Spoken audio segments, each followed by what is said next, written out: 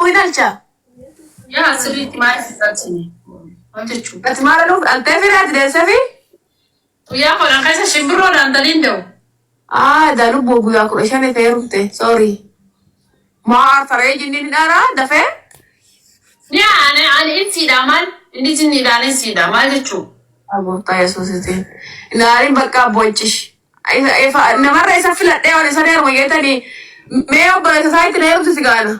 Otoo irsan argiin siree aftii jedhanii jaallataniin godoomanii waaqabbeen nama dhuumaa jedhanii maalumaaf iyyuu barichi bara dhumaa ta'ee inni mul'achaa jiru isuma kana jechuudha.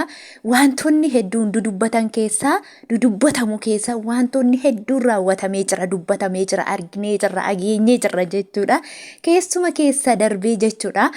Interviyuu warra Arabaatiin taasifame tokkos akkuma isheen kun mucayyoon laayivii irratti argitan sun jechuudha. Jinii Itti Herumtee Jinniitti erga Herumeetii immoo bulii 10 jette bulii 10 keessatti indeenye yeroo jettu tigisti jechuudha. Akkamitti bulii 15 gidduutti dahuu hin danda'a 10 gidduutti dahuu hin danda'a jetti.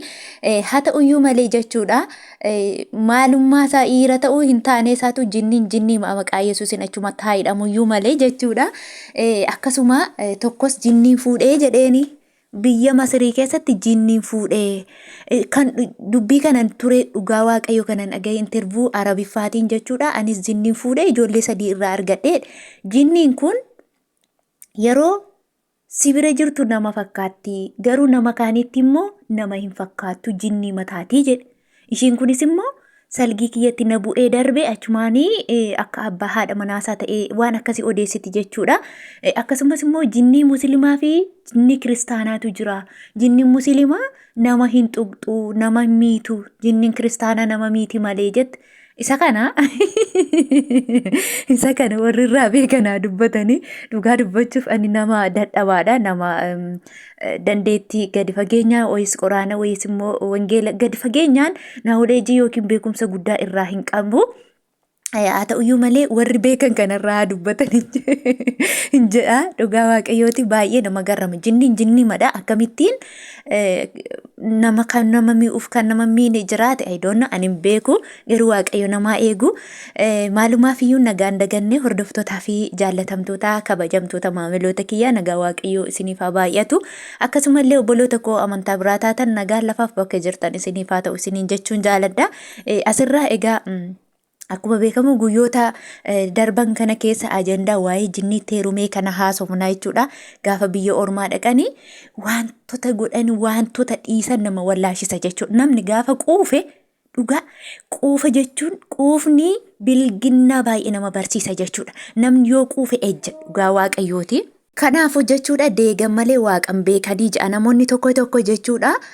Gaafa jireenyi irra darbe gaafa quufe gaafa biyyi lafaa nama liqimsite gaafa waan godhaniif waan dhiisan nama wallaashisu kunoo akkas faata jechuudha. Namni tokko kaayyoof manaa bahee jiruuf manaa bahee yeroo baheetiin immoo waan kana bilginnaa aadaa safuu ganda ofii biyya ofii arrabsiisu baay'ee nama gaddisiisa jechuudha. Maaliif yoo jettanii amma Jinii Itti Herumtee yeroo jettu lammiin Itoophiyaa tokko Jinii Itti Herumtee jiru akkuma kanaan dura lammiin Masirii jinnii fuudhee jedhan sana dhugaa dubbachuuf sanuu afaan keenya dubbattee afaan Oromoo dubbattee jechuudha. Jinniin akkasna godhe hanimmoo wanti tokko nama aarsummoo jechuudha. Jala deemame namoonni baay'een immoo mee anis Itti Herumamee mee akkami aree maaf akkas jettu joo maaloo dhugaa waaqayyooti. Yaa waaqayyo nu eegi jedha. Dhugaa dubbii arraba keenya waaqayyo nuuf haa qajeelchu.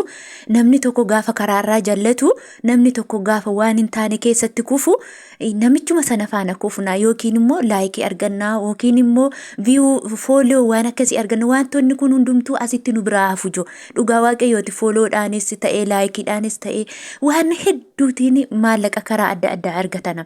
Garuu haa ta'uyyuu malee wanti kun wantoonni nuti hojjennu kun wantoonni nuti argannu kun wantoota nuti dubbannu kun waan nuti arraba keenyaan dubbannu kun dhaloota gara dhalootaatti darba. Dhala keenyatu ufee aggeeffata jechuu haati keenya dur maal goote haati keenya duratti seenaa maal dalagtee dabarte jetti ilmaan keenya jechuudha. Akkasumallee maatiin keenyallee sababa keenyatti qaana'u jechuudha gaafa kana biyyi keenyillee qaana'a. Ammoo itoo intervuun adda addaa taasifame akkuma kanaan dura waamamte miidiyaa guddaa irratti masiriin suni waamamanii miidiyaa guddaa irratti jinniirraa ala sadii arganne kana jedhanii odeessan jechuudha. Namoonni arabi fageessan baay'een keessan argitaniitu jechuudha. Akkasumas Sheek Hamzaa inni jedhanillee irraa dubbateera jechuudha. Akkasuma lammii Itoophiyaa jedhame otoo afaanota adda addaatiin irraa dubbatame qaaniidha jechuudha. Dhugaa Waaqan nama qaaneffachiisa. Akkasumallee immoo wantoota nuti amma goonu kun wanta biiftuu gadiiti baqa. Nu harkaa hafa asitti nu biraa hafa.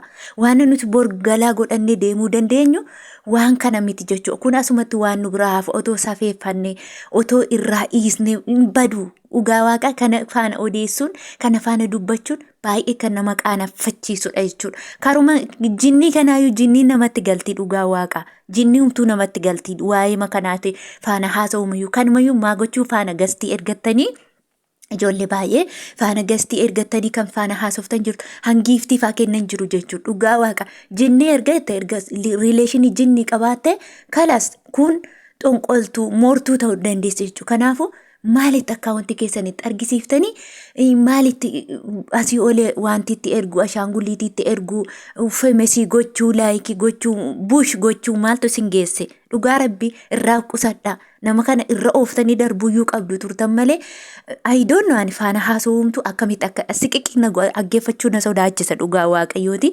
garuu irra darbaan amma ishee bakka mana banatte sa'aatii 24 laayivii irra teessee nama haasofsiisuu nama kofashiisuu.